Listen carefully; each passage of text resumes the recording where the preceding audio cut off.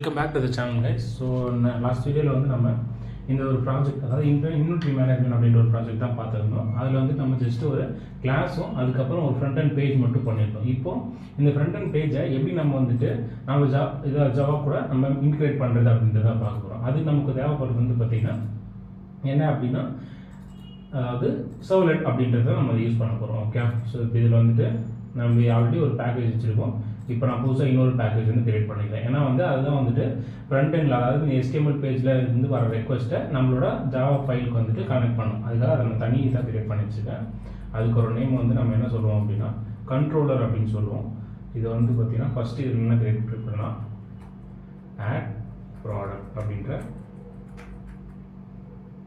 இதை வந்து நம்ம என்ன பண்ணிக்கலாம்னா சர்வ்லெட்டாகவே கிரியேட் பண்ணிக்கலாம். ஏன்னா நம்ம சர்வ்லெட் தான் யூஸ் பண்ண போகிறோன்றதுனால அதை எதுக்கு கிரியேட் பண்ணி அதுக்கப்புறம் வந்து அதை கன்வெர்ட் பண்ணணும். ஸோ டேரெக்டாக நம்ம கிரியேட் பண்ணுறது சர்வ்லெட்டாக கிரியேட் பண்ணால் நமக்கு இன்னும் ஈஸியாக இருக்கும். அதனால தான் ஸோ com.inventory.controller நெக்ஸ்ட்டு வந்துட்டு ஆட் ப்ராடக்ட் அண்ட் இப்போ நமக்கு வந்து பார்த்திங்கன்னா இது வந்து ஒரு சர்வ்லெட்டாகவே கிரியேட் ஆகிடும். இந்த சர்வ்லெட்டோட பார்த்து வந்து பார்த்திங்கன்னா ஆட் ப்ராடக்ட், அதில் நான் வந்து ஃபஸ்ட் லெட்டர் வந்து கேமல் கேசிங் மெயின்டைன் பண்ணுறதுக்காக ஸ்மால் சேஞ்ச் பண்ணிக்கிறேன். இப்போ வந்து நான் இதை நான் என்ன பண்ணணும்னா இதை வந்துட்டு காப்பி பண்ணி இந்த ஆட் ப்ராசஸ் ப்ராடக்ட் இருக்கு இல்லையா, இதில் போயிட்டு ஆக்ஷன் அப்படின்ற ஒரு ஆட்ரிபியூட் இருக்கும். அந்த ஆட்ரிபியூட்டில் நான் இது ஜஸ்ட்டு ஆட் பண்ணால் மட்டுமே போதும். நெக்ஸ்ட்டு மெத்தடோட டைப் என்ன, ஓகே. ஸோ மெத்தட் டைப்புன்றது வேரி ஆகும். ஸோ இதில் நான் யூஸ் பண்ண போகிறது இப்போ வந்து பார்த்திங்கன்னா இந்த போஸ்ட் அப்படின்ற இந்த ஒரு மெத்தட் தான். ஸோ அதனால் இங்கே போஸ்ட்னு சேஞ்ச் பண்ணி சேவ் பண்ணிக்கிறேன். அதுக்கப்புறம் இங்கே வந்து பார்த்திங்கன்னா ஒரு சில ப்ராசஸ் பண்ண போகிறேன். என்ன அப்படின்னா, நான் அங்கேருந்து இப்போ ரிசீவ் ஆகிற வேரியபிள்ஸை நான் ஃபஸ்ட்டு இதில் ஸ்டோர் பண்ணணும், கரெக்டாக. ஸோ அப்போது string product name equal to எனக்கு ரெக்வஸ்ட் அப்படின்ற இந்த ஒரு ஆப்ஜெக்டில் வந்து ரிசீவ் ஆகும். அதுலேருந்து நான் எடுக்கணும்னா கெட் பேராமீட்டர்னு இந்த ஒரு மெத்தடை நான் வந்து கால் பண்ணணும்.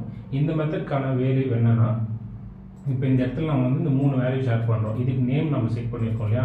இப்போ இந்த இல்லை ப்ராடக்ட் நேமில் அந்த யூஸர் டைப் பண்ணுற வேல்யூ வந்து இந்த ப்ராடக்ட் நேம் அப்படின்ற வேரியபிள் தான் செட் ஆகிருக்கும். ஸோ இப்போ அந்த நேமை தான் நம்ம கெட் பேராமீட்டருக்குள்ளே வந்து பார்த்திங்கன்னா நம்ம பாஸ் பண்ணணும். ஸோ அதை வந்துட்டு இங்கே கொடுத்துக்கலாம். லைக்வைஸ் இதே தான் நம்ம திரும்ப பண்ண போகிறோம், லைக் ப்ராடக்ட் அண்டு குவான்டிட்டிக்கு. ஸோ அப்போது குவான்டிட்டி, அதுக்கப்புறம் வந்து பார்த்திங்கன்னா ப்ரைஸ். இப்போ வந்துட்டு அந்த வேல்யூவை காப்பி பண்ணி இங்கே சேஞ்ச் பண்ணிடலாம்.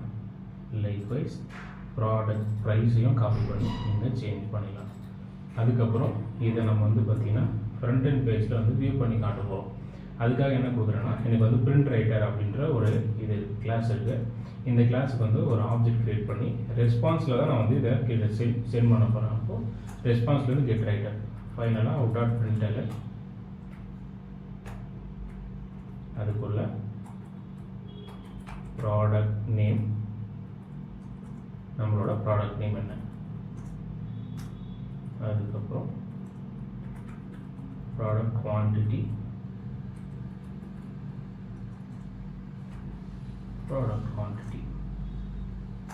ஃபைனலாக ப்ராடக்ட்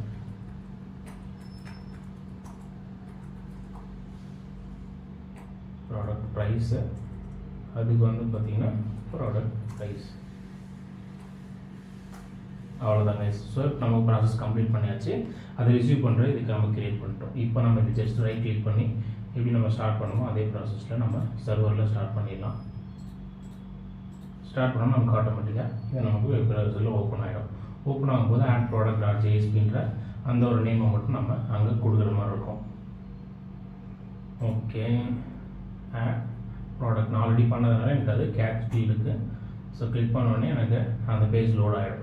இப்போ லோட் ஆனதும் ஆல்ரெடி நம்ம வந்து நேற்று டெஸ்டிங்காக போட்ட அந்த டேட்டா செட்டுக்கு இப்போ ஆட் கொடுத்தேன்னா எனக்கு வந்து பார்த்திங்கன்னா நான் கொடுத்த ரைஸ்ன்றதும் 2ன்றதும் அதுக்கப்புறம் 100ன்றது வந்துருக்கும்.